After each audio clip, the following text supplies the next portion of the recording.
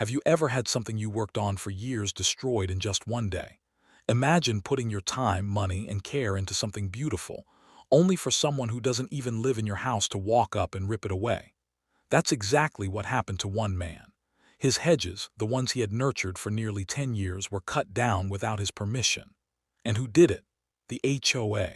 Or more specifically, the woman everyone in his neighborhood called a Karen. But here's the twist. Instead of letting it slide, instead of bowing down to the rules, he decided to fight back in a way no one saw coming. He replaced those hedges with something permanent, something cold, something the HOA couldn't just trim down, a giant cinder block wall. And trust me, what happened after that will make your jaw drop.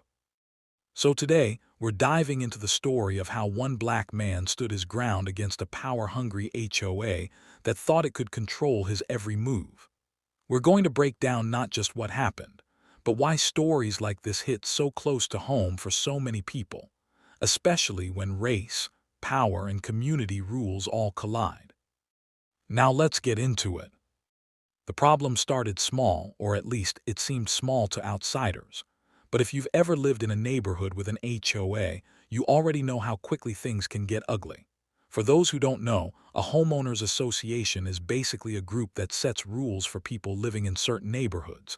Sometimes they'll decide what color you can paint your house, where you can park, or even what kind of flowers you're allowed to plant. In theory, they say it's to keep property values up.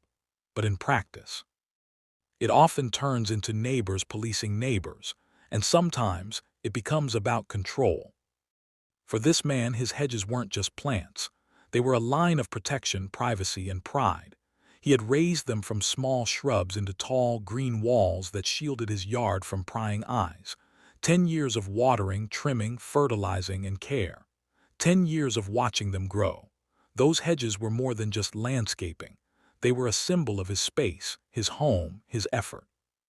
But the HOA had a different view.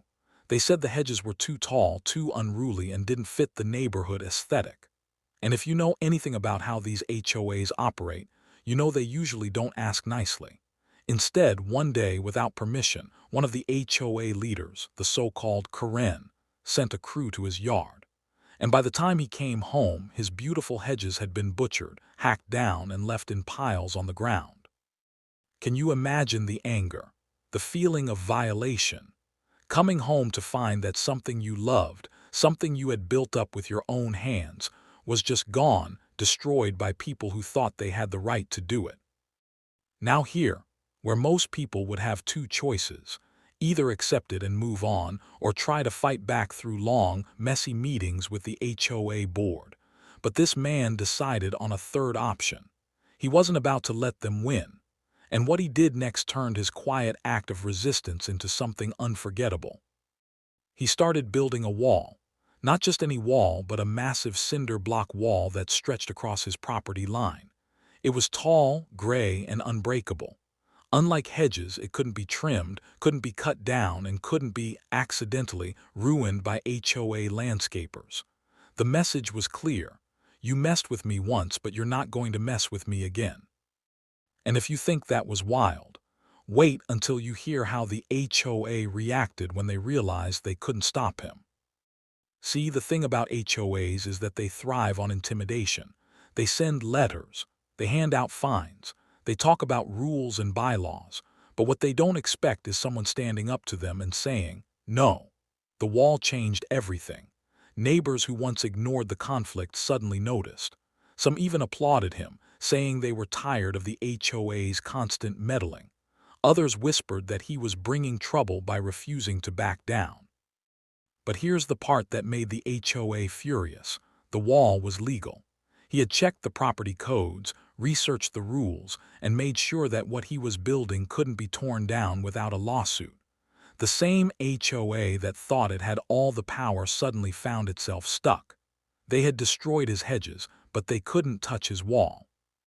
Now think about that symbolism. For a black man living in a neighborhood where people already looked for reasons to control him, this wasn't just about landscaping. This was about dignity, about telling people who thought they could walk over him that he wasn't going to let it slide. That wall became more than just a barrier of cinder blocks, it became a statement. But here's the kicker. The HOA wasn't done. They tried everything to push back. Letters, threats, even calling in inspectors to look for violations. And that's where the story takes another turn. Because the more they pushed, the more people in the neighborhood started asking questions. Why was the HOA so obsessed with this man's property? Why did they feel the need to cut down his hedges in the first place, when there were plenty of other homes with tall bushes and fences? And that's when the whispers about bias started turning into conversations. Was this really about neighborhood rules? Or was it about something else? Do you think the HOA went too far? Or was this man simply standing his ground? Comment your thoughts below. What happened next felt almost like a standoff. On one side, you had the HOA trying to cling to control, desperate to make this man bend to their rules. On the other, you had a homeowner who had finally said enough is enough. And right in the middle stood that wall, tall, gray, and defiant. And this is where things started to escalate in ways nobody predicted. Inspectors came. Legal threats piled up. But every time they tried to find a way to tear the wall down, they hit a dead end. It was built to code. It followed the law. And that meant unless they wanted to sink money into a lawsuit they might lose, the HOA was stuck. They had flexed their power and lost. Now here, where the story gets even deeper. Because when we talk about stories like this, it's never just about hedges or walls. It's about control. It's about who gets to decide what's acceptable in a neighborhood and what's not. And too often, those rules get used to target people who are already seen as outsiders, people who don't look like everyone else, people who don't play along quietly. For this man, the wall wasn't just protection. It was freedom. It meant he no longer had to worry about waking up to find something else destroyed. It meant he had set boundaries, literally, that the HOA couldn't cross. And it meant that, for once, the people who thought they had all the power were forced to back down. But the real question is, what does that say about the way these systems work? And how many other people are dealing with the same thing in silence? Stories like this matter because they pull back the curtain on the small battles that reflect bigger truths. It's not just about one black man and his hedges. It's about the way people in power, whether it's an HOA, a boss, or even the system itself, try to control, limit, and silence those they see as different. And it's about what happens when someone refuses to let that continue. And while his wall stood tall, stories from around the country show he isn't alone. In Texas, a man once battled his HOA after they tried to fine him for parking his truck in his own driveway. In Florida, another family was threatened for growing vegetables in their front yard. In Colorado, a woman was fined for hanging up a flag that her HOA said did fit the neighborhood. Each of these cases show the same pattern. People in power using rules not to build community, but to strip people of their choices. And if you've ever wondered why these stories often hit harder for black families or other minorities, it's because history shows us that rules often get applied differently depending on who you are. Rules about appearance or aesthetic suddenly become ways to say, you don't belong. That's why this story isn't just about property lines. It's about identity, belonging, and the fight to hold on to dignity when people try to take it away. So when this man stacked those cinder blocks, brick by brick, it wasn't just construction. It was protest. It was reclaiming space. And it was forcing the HOA to stare at something they couldn't erase. You think the story ended there, right? You think the HOA would finally back down, lick their wounds, and move on to the next poor homeowner they wanted to bully. But no. What happened after the wall was built showed just how far some HOAs will go when they feel their power slipping. And it showed how one man's resistance turned into something much bigger than he ever expected. At first, the wall stood as silent proof that he wasn't going to be pushed around.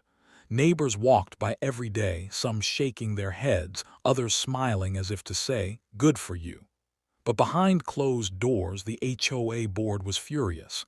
They couldn't tear it down. They couldn't fine him enough to scare him. And so they tried a new tactic: isolation. The man started noticing things. Invitations to neighborhood events suddenly stopped arriving in his mailbox. Kids who used to play near his yard were warned away by their parents. The HOA board began whispering to neighbors, painting him as a troublemaker who was ruining the community vibe. It wasn't just about the wall anymore. It was about breaking his spirit. But here's the thing. The more they tried to push him into a corner, the louder his story got. Friends who visited told others about the battle. A cousin posted a picture of the wall online, and soon the comments came rolling in. People from across the country, strangers who had never even met him, were sharing their own HOA horror stories in solidarity. And slowly, what the HOA had tried to frame as a problem became a source of inspiration. Now let me ask you, have you ever noticed how when someone stands their ground, it scares those in power more than anything else? That's exactly what was happening here. The HOA doubled down. They started sending random inspections, claiming they were looking for code violations. One day it was a notice about his trash cans being too visible. Another day it was a warning about his grass being a quarter-inch too long. But instead of breaking him, every letter they sent became another piece of evidence. He kept records, saved every single document, and started preparing for the day he might need them. And that day came sooner than expected. The HOA called a special board meeting. Their plan: to vote on suing him for damaging the neighborhood's image. Yes, you heard that right. They were ready to take him to court, not because his wall was illegal, but because they didn't like how it looked. Here, where the story took a turn nobody expected. Because instead of walking into that meeting alone, he showed up with a folder thick with papers and a lawyer sitting right beside him. The same people who had laughed when his hedges were cut down suddenly weren't laughing anymore. And when the lawyer began listing every unlawful action they had taken against him, the room went silent. But it didn't stop there. Word about the meeting spread, and neighbors who had stayed quiet for months started speaking up. One woman admitted the HOA had threatened her over the color of her front door. Another man revealed they had fined him thousands of dollars for parking his work van in his own driveway. For the first time, the community began to see the pattern clearly. This wasn't about one man's wall. This was about years of abuse, years of intimidation, and years of fear. And that's when the tide began to shift. The lawsuit the HOA had threatened never happened. They realized they didn't have the support or the legal ground to win. But what they did have was a growing number of neighbors who were angry and who wanted change. By the end of that year, something remarkable happened. Several board members were voted out. The so-called Karen, who had ordered his hedges cut down, gone. And in her place, the community voted in people who actually wanted to listen, who wanted to protect property values without bullying, who wanted to build a neighborhood instead of a dictatorship. Now, you might think that's the end of the story. But here's the powerful part. This man's fight sparked something far bigger than himself. His wall didn't just stand against an unfair HOA. It became a rallying point for others. People started talking more openly about the abuse they faced. Some even began organizing to change HOA laws in their states. What started as a pile of cinder blocks turned into a movement. And here's the lesson in all of this. Sometimes the fight isn't just about us. Sometimes it's about the message it sends, the courage it gives others, and the change it sparks in places we can't even see. So when you hear stories like this, remember, resistance doesn't always look dramatic. Sometimes it looks like a man laying brick after brick, refusing to let anyone tear down his hard work again. And if you thought this part of the story was powerful, wait until you hear about the time an HOA tried to stop a family from flying an American flag, and how that battle ended up in the national news. Click here. You won't believe it. Subscribe if you got value from this video.